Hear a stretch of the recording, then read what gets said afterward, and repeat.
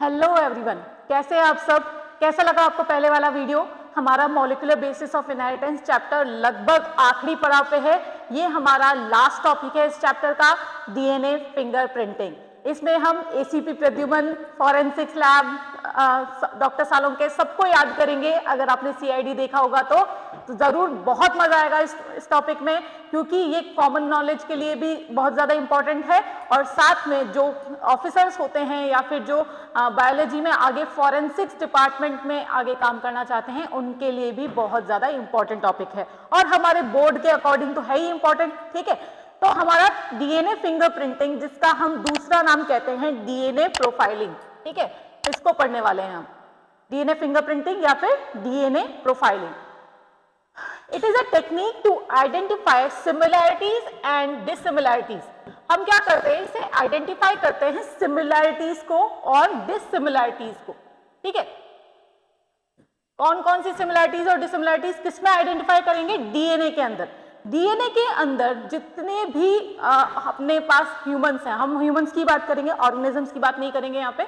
जितने भी टाइप के ह्यूमंस हैं हमारे आसपास, जितने भी लोग हैं, उन सबका अगर अपन डीएनए मैच करेंगे, ठीक है, अगर उसके डीएनए को मैच करने की कोशिश करेंगे तो उनमें क्या क्या सिमिलैरिटीज हैं और क्या डिसिमिलैरिटीज हैं, क्या डिफरेंसेस हैं उनके फ्रेगमेंट्स में, वो हम पता करते हैं डीएनए प्रोफाइलिंग से। ठीक है, उसको हम डीएनए प्रोफाइलिंग से पता करते हैं। ये डेवलप की थी, ये टेक्निक डेवलप की थी एलेक जेफरी ने। कब? 1985 में। एलेक जेफरी थे जिन्होंने 1985 में डीएनए प्रोफाइलिंग का सबसे पहले काम स्टार्ट किया था। ओके, तो जैसा कि हमें पता है डीएनए के अंदर क्या होता है, कुछ नॉन कोडिंग सीक्वेंस होते हैं। मैंने बताया था कि डीएनए जो है उसमें कुछ कोडिंग सीक्वेंस है। कोडिंग सीक्वेंस अगर आपको याद हो तो कोडिंग का मतलब क्या है, जो कि डीएनए का वो पार्ट जो आगे जाके प्रोटीन बना रहे हैं। ठीक है, डीएनए का वो पार्ट जो आगे जाके प्रोटीन बना रहे हैं उसको हम कोडिंग सीक्वेंस कह रहे हैं। और डीएनए का वो पार्ट जहां पे प्रोटीन नहीं बन रहा है, मतलब वो डीएनए के फॉर्म में ही रहेगा, वो आगे जाके प्रोटीन नहीं बनाएगा, एमआरएनए नहीं बनाएगा, उसे कह रहे हैं नॉन कोडिंग सीक्वेंस। ठीक है, उसे नॉन कोडिंग सीक्वेंस कहते हैं। और ये सीक्वेंस कैसा है, रिपीटेटिव है। रिपीटेटिव मतलब अपने आप को बार बार रिपीट कर रहा है। जैसे अगर मैं यहाँ पे देखूं तो एटीएजी एटीएजी एटीएजी बार बार रिपीट हो रहा है, या गाटा गाटा गाटा जीएटीए जीएटीए, ये बार बार अपने आप को रिपीट कर रहा है, इसीलिए इसको क्या कह रहे हैं, रिपीटेटिव सीक्वेंस कह रहे हैं। और ये कैसा सीक्वेंस है, नॉन कोडिंग सीक्वेंस है। तो डीएनए के अंदर नॉन कोडिंग रिपीटेटिव सीक्वेंस होता है।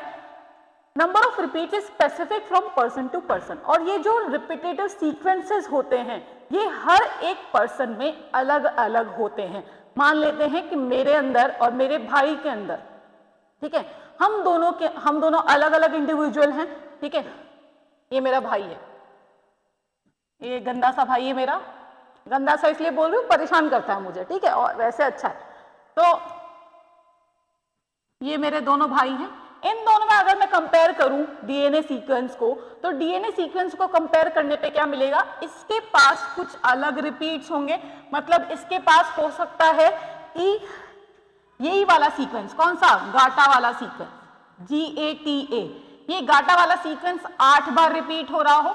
ये हो गया मेरे ब्रदर 1 में, पहले भाई में। ठीक है, इसमें 8 बार ये सीक्वेंस रिपीट हो रहा हो। और अगर मैं दूसरे भाई में देखूं तो उसमें क्या होगा, उसमें मान लेते हैं 9 बार रिपीट हो रहा है, और मेरे अंदर क्या हो रहा है, ये 10 बार रिपीट हो रहा है। इस तरह से मैंने देखा कि जो एक पर्टिकुलर सीक्वेंस है वो हर एक इंडिविजुअल में, अब ये सिर्फ हमारी फैमिली की बात नहीं कर रहे हैं, हमारे पर्सन, अगर मैं किसी और इंडिविजुअल में भी देखूंगी तो हो सकता है उसके अंदर 3 बार हो, 4 बार हो या 11 बार हो। इस तरह से रिपीटिशंस के जो नंबर होता है वो चेंज रहता है। रिपीटिशन सीक्वेंस जो होते हैं वो उनका डिफरेंट रहते हैं। ठीक है, तो इस तरह से हम क्या कह रहे हैं, हर एक इंडिविजुअल में रिपीटेटिव सीक्वेंस अलग अलग तरीके से मैनेज होता है, जैसे अपने एग्जाम्पल देख लिया।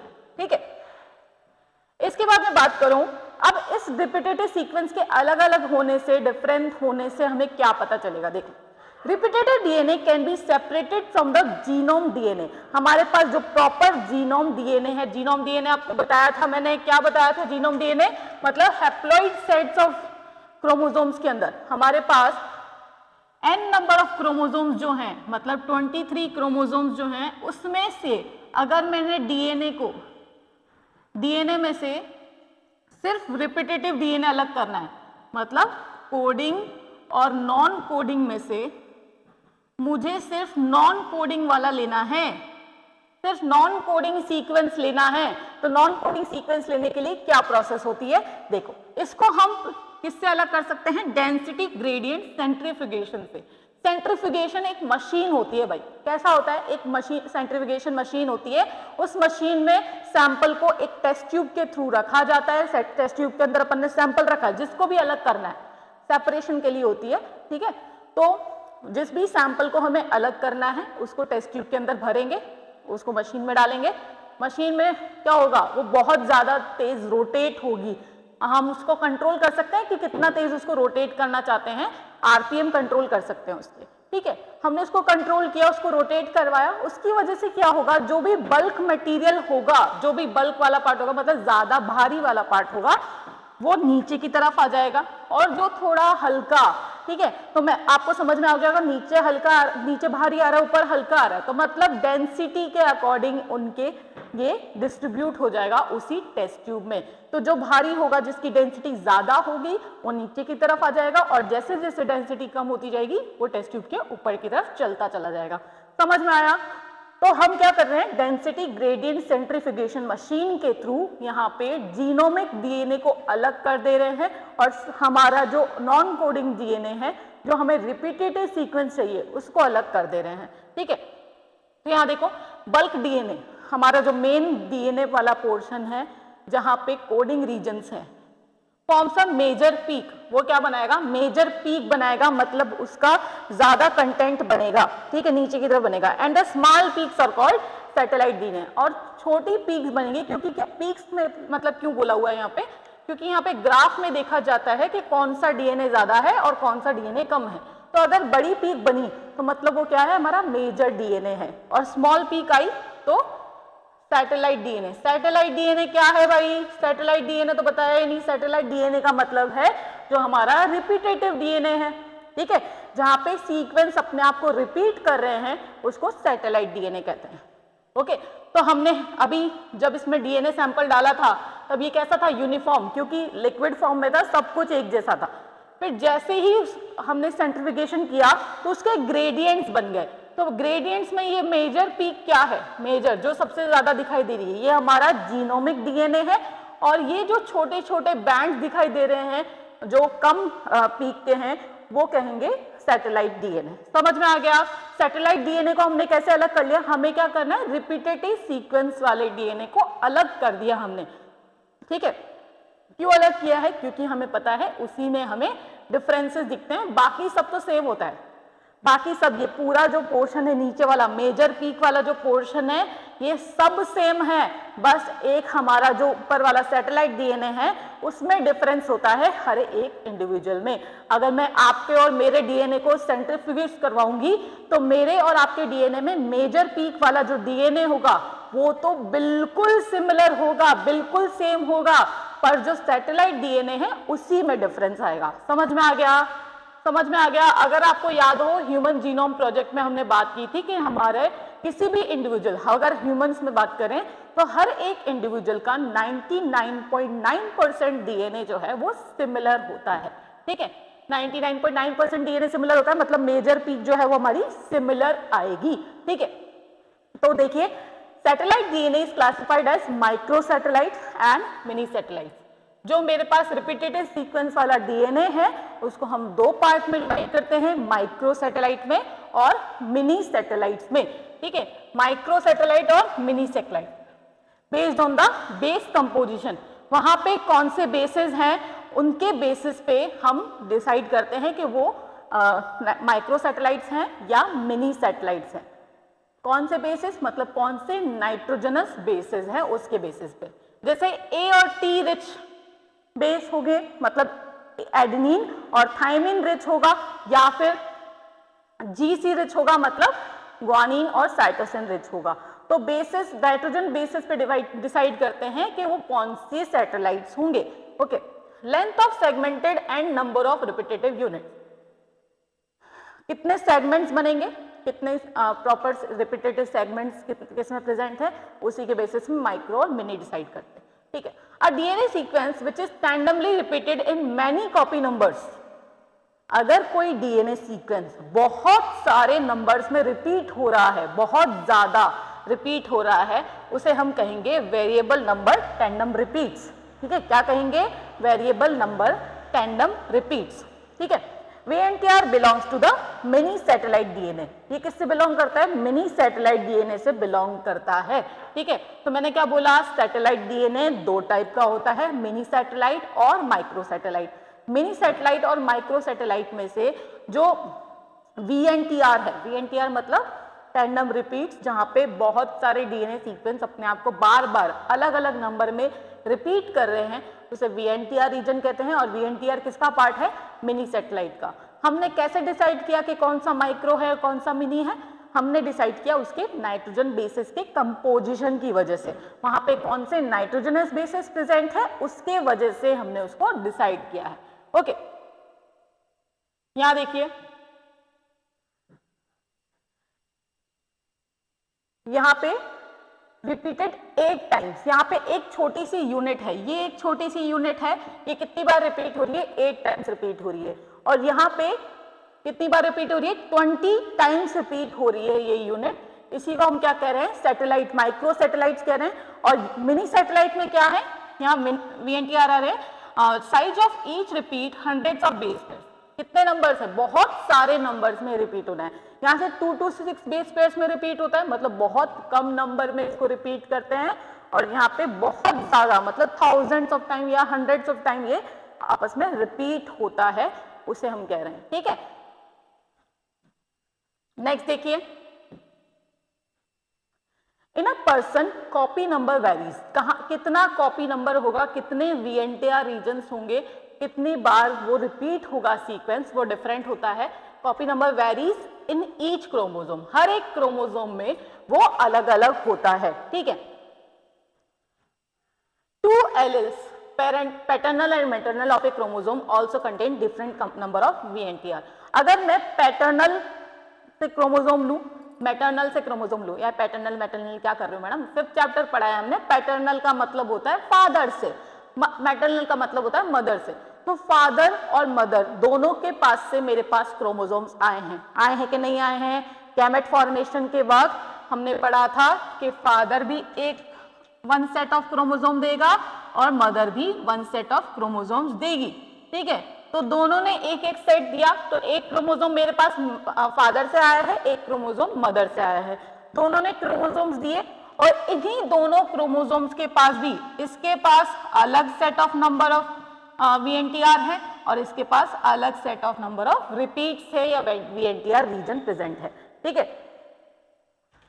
तो दोनों का कॉपी नंबर देखो, ये पैटर्नल का है, इसमें ज्यादा दिखाई दे रहा है, ये मैटरनल का है, इसमें कम दिखाई दे रहा है। तो दोनों के अंदर कॉपी नंबर जो है वो अलग अलग होता है। ओके,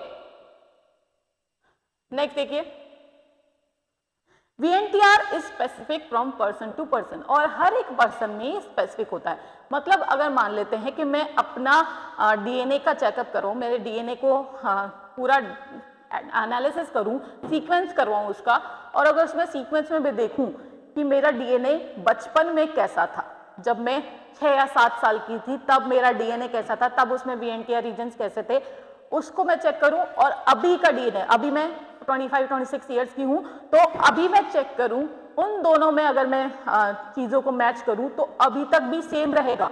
मेरे DNA में कुछ बदलाव नहीं आया है बड़े से छोटे से बड़े होने के बाद। ओके, बड़े से छोटा कोई नहीं हो सकता भाई।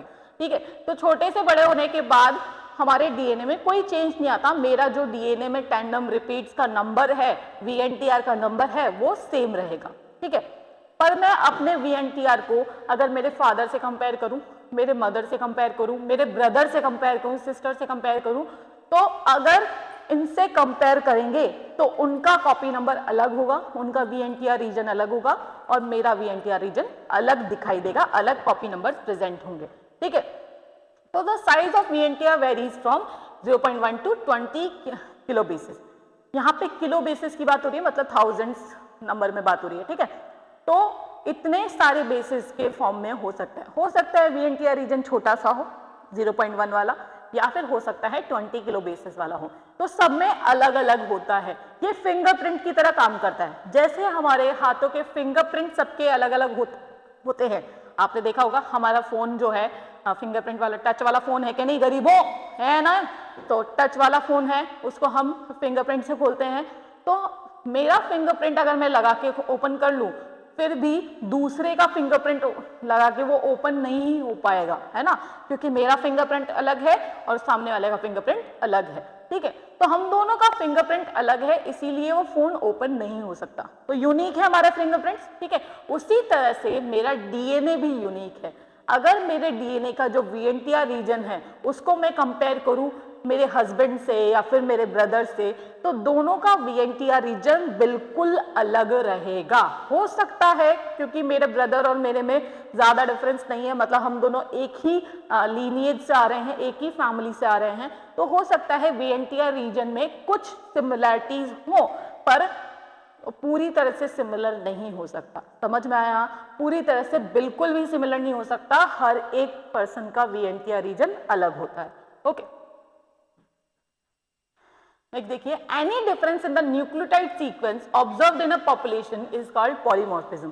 तो अगर किसी पॉपुलेशन के अंदर, किसी एक पर्टिकुलर पॉपुलेशन के अंदर, पॉपुलेशन का मतलब क्या होता है, number of individuals living in a particular time on a particular area, ठीक है।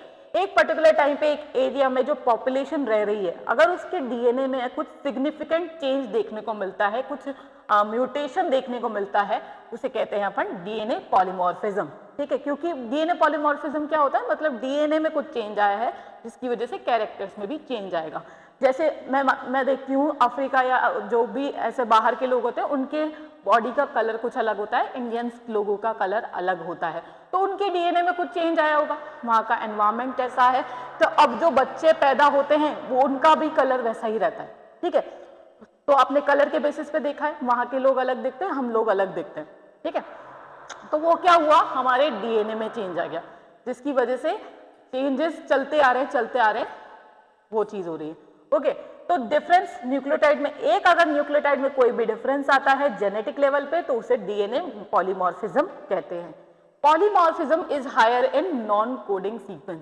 पॉलीमॉर्फिज्म मतलब जो भी चेंज होता है वो नॉन कोडिंग सीक्वेंस में ज्यादा देखने को मिलता है, because mutations in this sequence may not affect on individuals reproductive ability. क्योंकि अगर इन सीक्वेंस में, नॉन कोडिंग सीक्वेंस में कोई भी चेंज आता है, वो रिप्रोडक्शन पे कुछ भी अफेक्ट नहीं करता, ठीक है। रिप्रोडक्शन कैपेसिटी पे या एबिलिटी पे कोई अफेक्ट नहीं करता, हमारे सेक्स लाइफ पे कोई अफेक्ट नहीं करता। These mutations accumulate generation to generation causing polymorphism। और इस नॉन कोडिंग सीक्वेंस में अगर लगातार बार बार चेंजेस आते रहेंगे, तो ये हमारी जनरेशन टू जनरेशन ट्रांसफर भी होते रहेंगे, ठीक है। जैसे देखो यहाँ पे, ये एक पर्टिकुलर पर्सन का DNA था, इस DNA के अंदर सिर्फ एक सीक्वेंस के अंदर चेंज आया। यहाँ पे A था पहले, इस A की जगह क्या हो गया, G हो गया, G सीक्वेंस आ गया, ग्वानिन आ गया, तो क्या हुआ, चेंज हो गया ना, इसे कहते हैं सिंगल न्यूक्लियोटाइड पॉलीमॉर्फिज्म। सिर्फ एक न्यूक्लियोटाइड चेंज हुआ है, इसलिए इसको क्या कह रहे हैं, सिंगल न्यूक्लियोटाइड पॉलीमॉर्फिज्म कह रहे हैं।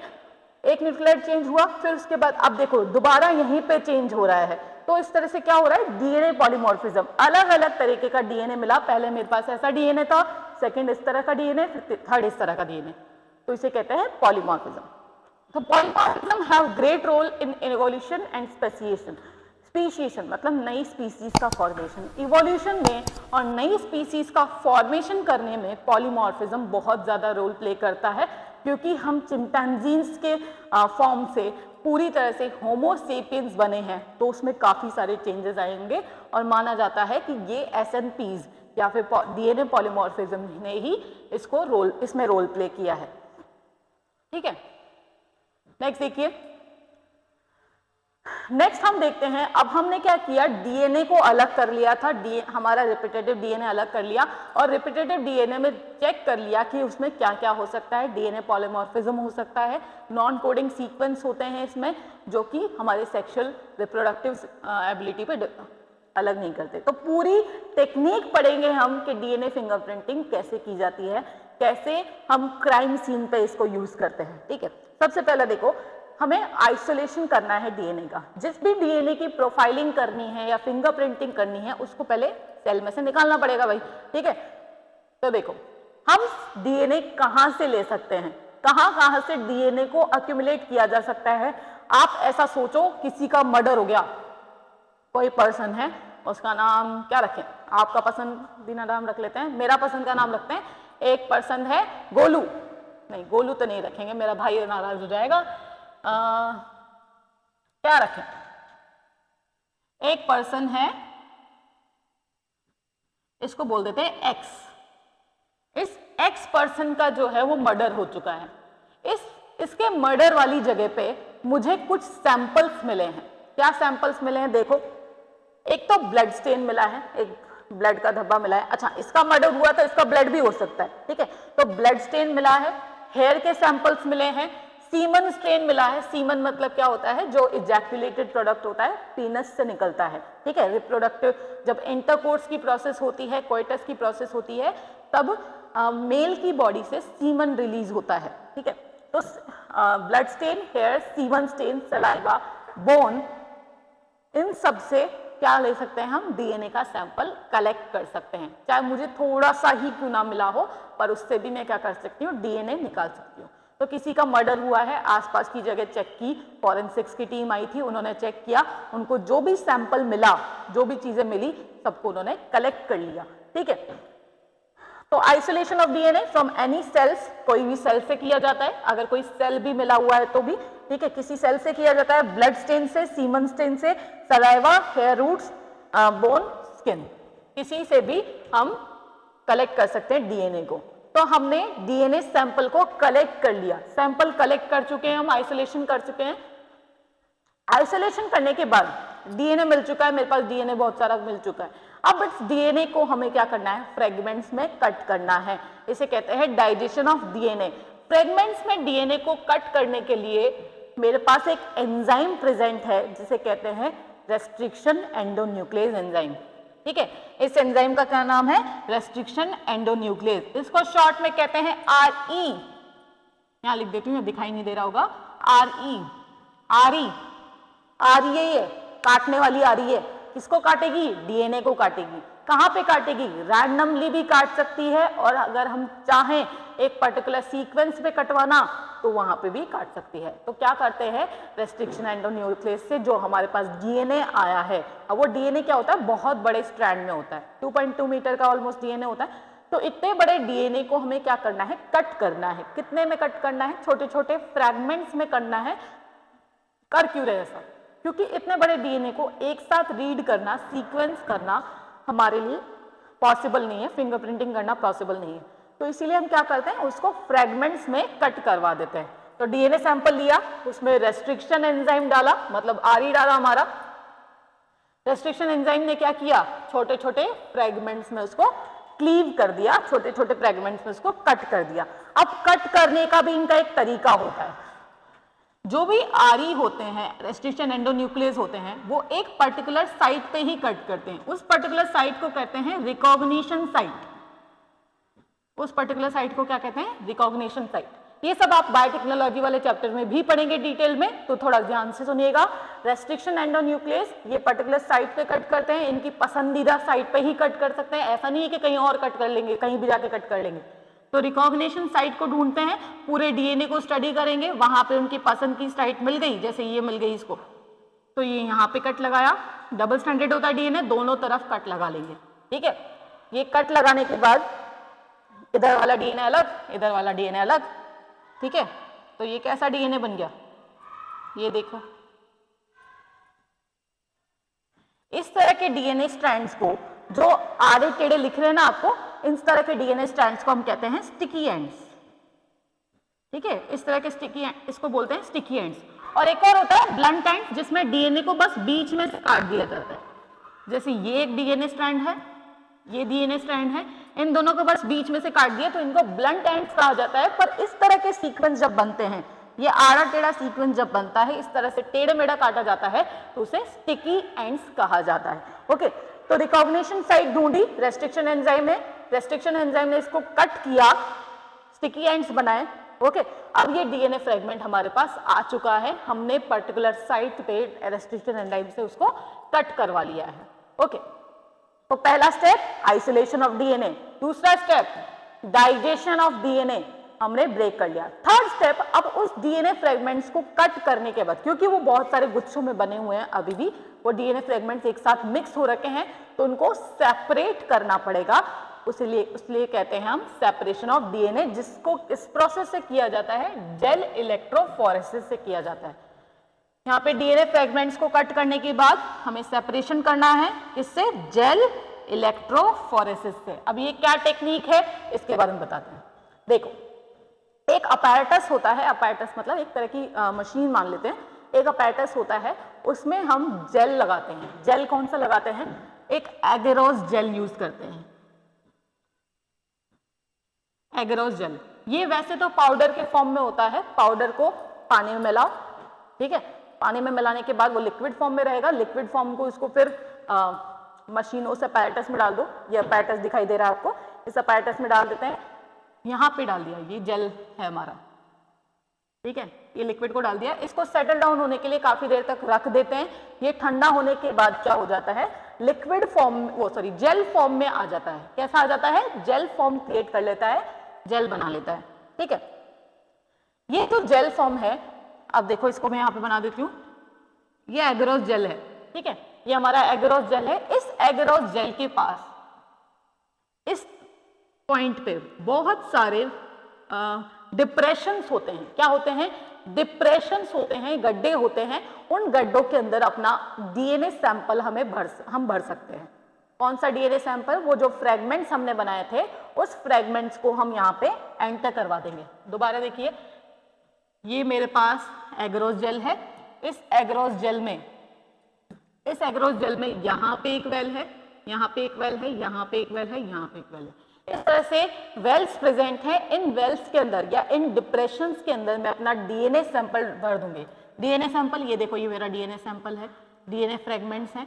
ये डीएनए फ्रेगमेंट्स माइक्रोपीपेट के थ्रू, माइक्रोपीपेट एक छोटी सी ट्यूब जैसी स्ट्रक्चर आती है, इंजेक्शन जैसा लगता है, उसके अंदर डालते हैं और इसको इसके अंदर फिल कर देते हैं। ये मैंने डीएनए यहाँ पे फिल कर दिया, यहाँ पे डीएनए फिल कर दिया, ठीक है। अब जैसा कि हमने पढ़ा हुआ है, डीएनए कैसा होता है? नेगेटिवली चार्ज होता है। डीएनए नेगेटिवली चार्ज होता है, तो हम उसको अट्रैक्ट करने के लिए यहाँ पे पॉजिटिव चार्ज अप्लाई कर देंगे। यहाँ पे कैसा अप्लाई कर देंगे? पॉजिटिव चार्ज अप्लाई कर देंगे, ताकि डीएनए जो है वो पॉजिटिव चार्ज की तरफ अट्रैक्ट हो, ठीक है, उसकी तरफ रन करें। कैसे अप्लाई किया हमने पॉजिटिव चार्ज? हमने एक बैटरी सोर्स लगा रखा है, पावर सोर्स लगा रखा है, ये रहा हमारा पावर सोर्स। इस पावर सोर्स के थ्रू कैथोड और एनोड कनेक्ट कर रखिए। कैथोड क्या करेगी? नेगेटिव चार्ज जनरेट करेगी और एनोड पॉजिटिव चार्ज होगा, ठीक है। तो यहाँ पे पॉजिटिव चार्ज लगा रखा है, डीएनए जो है वो इस तरह से रन करने लग जाएगा। अब वो रन क्यों करेगा भाई? क्योंकि पॉजिटिव चार्ज है, उसकी तरफ जाएगा। कैसे रन करेगा? देखो, जो भी लॉन्ग मॉलिक्यूल्स होंगे, जितने भी लॉन्गर मॉलिक्यूल्स होंगे, ज्यादा बड़े मॉलिक्यूल्स होंगे। अब देखो, ऐसे सोचो, जो मोटा आदमी होता है ना, उसको भागने में दिक्कत होती है भाई, थोड़ी सी दिक्कत होती है, तो वो क्या है, धीरे धीरे भागेगा। जो छोटा आदमी होता है, जो पतला होता है, थोड़ा हट्टा कट्टा होता है, वो क्या करता है, थोड़ा जल्दी भागता है, तेज भागता है, ठीक है। तो यहाँ देखिए, जो शॉर्ट फ्रेगमेंट्स होंगे वो तो आगे निकल जाएंगे, बहुत जल्दी पहुंच जाएंगे, और जो लॉन्गर फ्रेगमेंट्स होंगे, बड़े बड़े फ्रेगमेंट्स होंगे, जो रेस्ट्रिक्शन एंजाइम ने बड़े बड़े फ्रेगमेंट्स काट दिए हैं डीएनए के, वो पीछे रह जाएंगे। तो इस तरह का हमें कुछ दिखाई देगा, यहाँ पे लॉन्गर फ्रेगमेंट्स और यहाँ पे शॉर्ट फ्रेगमेंट्स। तो इस तरफ यहाँ पे बना के दिखा देते हैं आपको। यहाँ क्या हो रहा है, देखो, यहाँ बड़े फ्रेगमेंट्स आ गए और यहाँ छोटे फ्रेगमेंट्स आ गए, इस तरह से,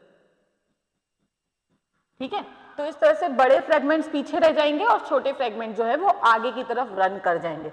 ओके, तो ये पूरी टेक्निक जो है वो एक जेल पे कर रहे हैं, इसलिए इसको जेल। और फोरेसिस, फोरेसिस का मतलब होता है सेपरेशन, फोरेसिस का मतलब क्या होता है? सेपरेशन। इलेक्ट्रो, क्योंकि हम चार्ज लगा रहे हैं, यहाँ पे पॉजिटिव चार्ज अप्लाई कर रहे हैं, इसलिए इसको जेल इलेक्ट्रोफोरेसिस टेक्निक कहा जाता है। तो हमने आइसोलेट किया, डीएनए को डाइजेस्ट किया, डाइजेस्ट करने के बाद उसको सेपरेट कर लिया जेल इलेक्ट्रोफोरेसिस की मदद से। ओके, जेल इलेक्ट्रोफोरेसिस की मदद से इसको सेपरेट किया और साथ में हमने इन डीएनए फ्रेगमेंट्स को जो डबल स्ट्रैंडेड थे, दोनों आपस में अटैच, सिंगल स्ट्रैंडेड बना दिया NaOH डाल के। NaOH डालने की वजह से वो क्या हुए? दोनों अलग अलग चले गए, डीनेचर हो गए। नेक्स्ट देखिए, अब उस एगरोस जेल पे जो फ्रेगमेंट्स आ चुके हैं, ये देखो, इस एगरोस जेल पे जो मेरे पास फ्रेगमेंट्स आ चुके हैं उसकी मुझे ब्लॉटिंग करनी पड़ेगी। मतलब ऐसे सोचो कि मेरे पास एक पेज पे कोई डायग्राम बना हुआ है, उस डायग्राम को मुझे कार्बन पेपर के ऊपर छापना है ताकि मैं किसी और जगह उसको यूज कर सकूं। ठीक है, तो ये रहा हमारा एगरोस जेल, ये एगरोस जेल है, इस पे फ्रेगमेंट्स वगैरह है हमारे। ठीक है, ये वेल बने हुए, यहाँ पे भी वेल है। इसको मुझे ट्रांसफर करना है किसी और मेम्ब्रेन पे, किसी और मेम्ब्रेन पे मुझे इसको ट्रांसफर करना है। इस मेम्ब्रेन का नाम है नाइट्रोसेल्यूलोज मेम्ब्रेन। क्या नाम है इसका? नाइट्रोसेल्यूलोज मेम्ब्रेन, या फिर नायलॉन मेम्ब्रेन भी यूज कर सकते हैं। ठीक है, नाइट्रोसेल्यूलोज मेम्ब्रेन पे मुझे, मतलब इसको ऐसे एक पेज पे डायग्राम बना हुआ है, ये डायग्राम वाला पेज है, ये नाइट्रोसेल्यूलोज की मेम्ब्रेन, इसको चिपका देंगे। ऐसे चिपकाने की वजह से क्या होगा? जो भी इस पे अगर इंक होगी, ज्यादा इंक होगी, वाटर कलर से किया होगा, तो वो इसके ऊपर छप जाएगा। तो वैसे ही हमको करना है, इसको छापना है इधर से उधर। ठीक है, तो ये क्या रखा हमने? नीचे स्पॉन्ज रख दिया ताकि हमारा जेल जो है वो खराब ना हो जाए। एक ट्रे ली है, ट्रे के अंदर जेल स्पॉन्ज रखा है, स्पॉन्ज के ऊपर जेल रख दिया। ये देखो, ये रहा हमारा जेल, ये जेल रख दिया। जेल के जस्ट ऊपर हमने नाइट्रोसेल्यूलोज की मेम्ब्रेन रख दी, और नाइट्रोसेल्यूलोज के अब अपन को क्या होता है? वजन देना पड़ता है। किसी चीज को अपन को छापना है तो वजन देना पड़ेगा, कॉपी करना है तो। ठीक है, तो यहाँ पे पेपर टॉवल्स रख दिए। क्या किया? पेपर टॉवल्स रख दिए ताकि उस पर थोड़ा वेट बढ़ जाए। तो जो एगरोस जेल तो हमारी ड्राइंग थी, मतलब डीएनए फ्रेगमेंट्स थे, वो कुछ निकल के किस पे आ जाएंगे? हमारी नाइट्रोसेल्यूलोज मेम्ब्रेन पे आ जाएंगे। अच्छा, हम नाइट्रोसेल्यूलोज मेम्ब्रेन पे क्यों ट्रांसफर कर रहे हैं? क्योंकि हमारा एगरोस जेल के फॉर्म में है, हो सकता है डिस्ट्रॉय हो जाए, मुझे पूरी प्रोसेस जो है वो वापस से करनी पड़ जाए। पर नायलॉन मेम्ब्रेन पे या नाइट्रोसेल्यूलोज मेम्ब्रेन पे अगर मैं कुछ भी एक्सपेरिमेंट करूंगी तो वो आराम से हो जाएगा। क्या होगा? आराम से चलता रहेगा, प्रॉपरली हो जाएगा। तो इसीलिए मुझे क्या करना है? एगरोस जेल को बचा के रखना है, तो उसका कुछ मटेरियल मैं इस पे ट्रांसफर कर लेती हूँ और इस पे ही काम करते रहेंगे सारा, इस पे ही नाइट्रोसेल्यूलोज की मेम्ब्रेन पे ही सारा एक्सपेरिमेंट आगे परफॉर्म करेंगे। तो इस टेक्निक को हम कहते हैं, इस टेक्निक को कहते हैं साउथर्न ब्लॉटिंग। इसको क्या कहा जाता है? साउथर्न ब्लॉटिंग कहा जाता है। Transfer of DNA fragments from the agarose gel to the nitrocellulose membrane. ठीक है, तो transfer of DNA fragments from the agarose gel to the nitrocellulose membrane is known as Southern blotting. Okay, Southern blotting समझ में आया आपको? तो हम क्या कर चुके हैं? फोर्थ स्टेप कर चुके हैं, ट्रांसफर कर चुके हैं नाइट्रोसेल्यूलोज मेम्ब्रेन के ऊपर।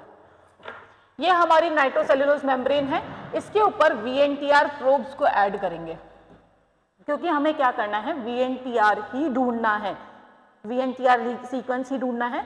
तो उसके लिए हम VNTR प्रोब्स ऐड कर देंगे। ये VNTR प्रोब्स कैसे हैं? रेडियो एक्टिव है।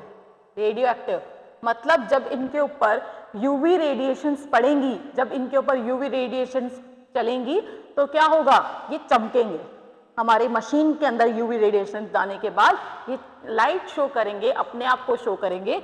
इसलिए हमने यहाँ पे क्या यूज किया है? Radio active VNTR probe. Probe का मतलब होता है शॉर्ट डीएनए फ्रेगमेंट्स। ठीक है, शॉर्ट डीएनए फ्रेगमेंट्स यूज कर रहे हैं हम यहाँ पे। तो ये सारे प्रोब्स हम इसको ऐड कर देंगे।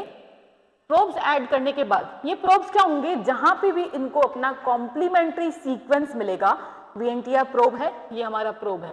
ठीक है, ये प्रोब है, ये हमारा DNA है जो इससे कॉम्प्लीमेंट्री है, जो इसके ऊपर प्रेजेंट है, डीएनए फ्रेगमेंट जो हमने अलग अलग किए थे। तो ये क्या करेंगे, आपस में बॉन्ड बना लेंगे।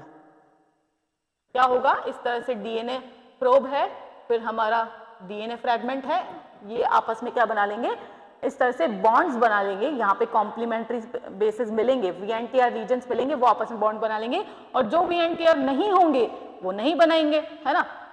तो फिर इसको वॉश कर लेंगे। वॉश क्यों कर रहे हैं, क्योंकि हमने इतने सारे प्रोब्स डाले थे, इतने सारे डीएनए फ्रेगमेंट्स डाले थे, तो उनको क्या करना है, अलग अलग करना है, हटाना है, जो भी एक्स्ट्रा वाले उनको हटाना है। तो देखो ये सारे जाके बाइंड कर गए, ये वीएनटीआर प्रोब्स हमारे यहाँ बाइंड करा, यहाँ बाइंड किया और यहाँ बाइंड किया, इस तरह से ये बाइंड कर गए, और जो एक्स्ट्रा प्रोब्स थे वो हट गए, जो एक्स्ट्रा डीएनए फ्रेगमेंट्स थे वो हट चुके हैं।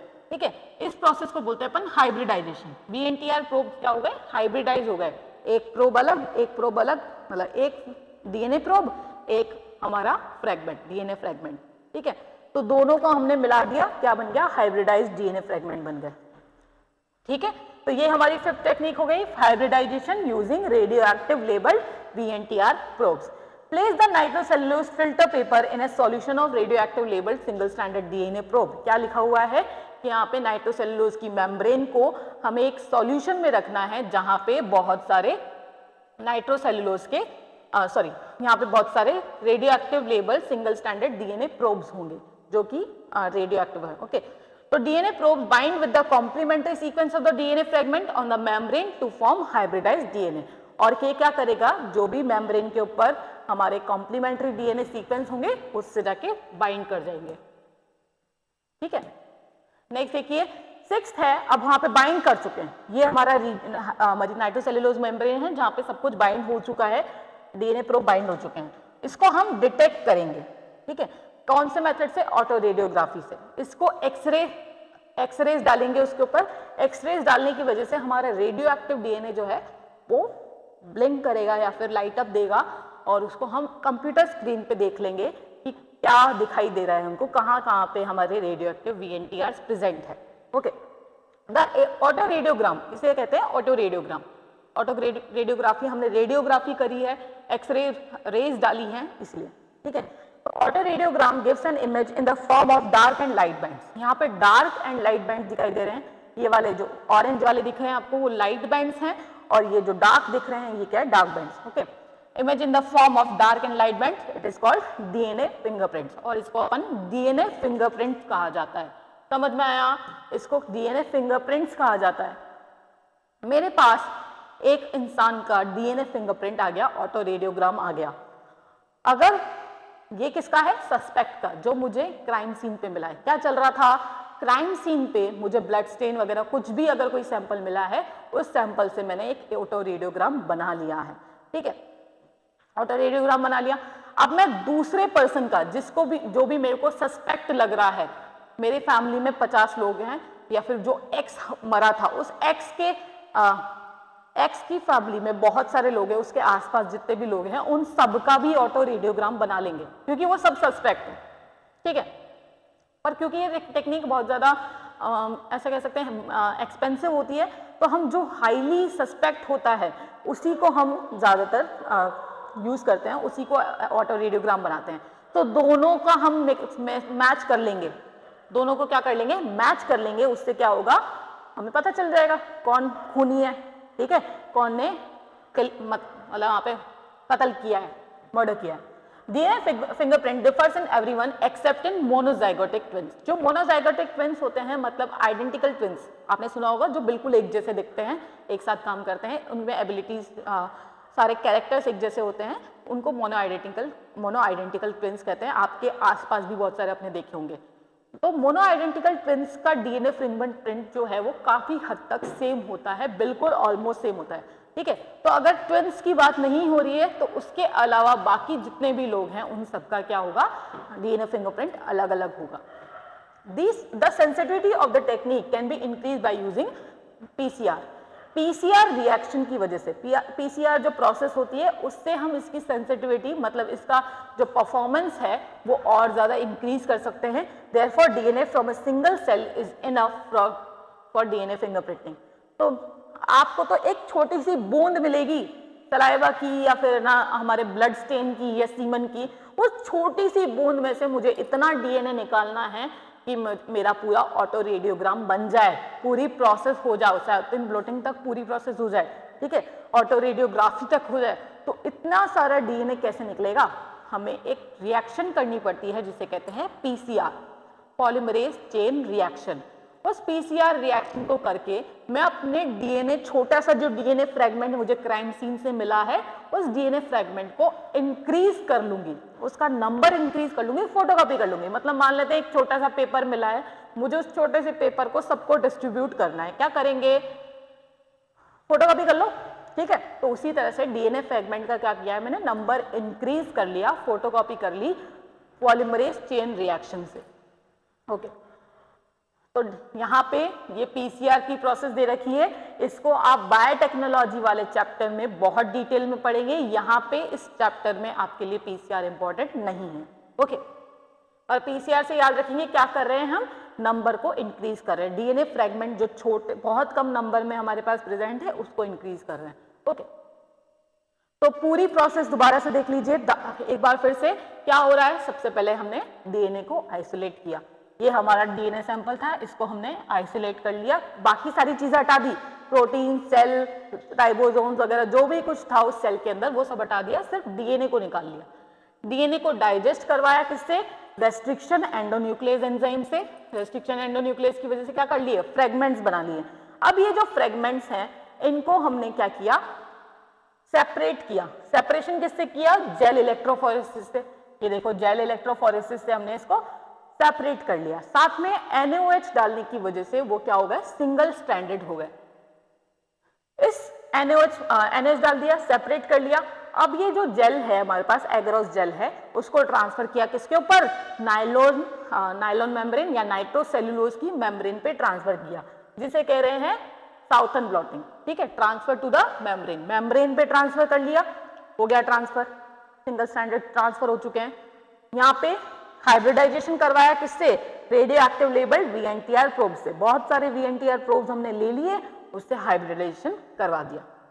ओके, वॉश किया, वॉश करने के बाद जो हमें लास्ट में मैटर मिला उसको डिटेक्ट किया किससे? ऑटो रेडियोग्राफी से। ऑटो रेडियोग्राफी से हमने ऑटो रेडियोग्राम बना लिया।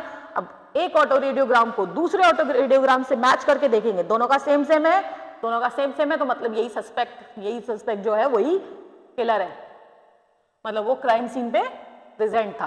ठीक है, अब देखिए ये डीएनए फिंगरप्रिंटिंग हमने कहाँ कहाँ पे यूज कर सकते हैं, इसको कहाँ हमने एप्लीकेशन इसकी क्या है। ठीक है, तो सबसे पहले forensic tool to solve paternity, rape, murder etcetera.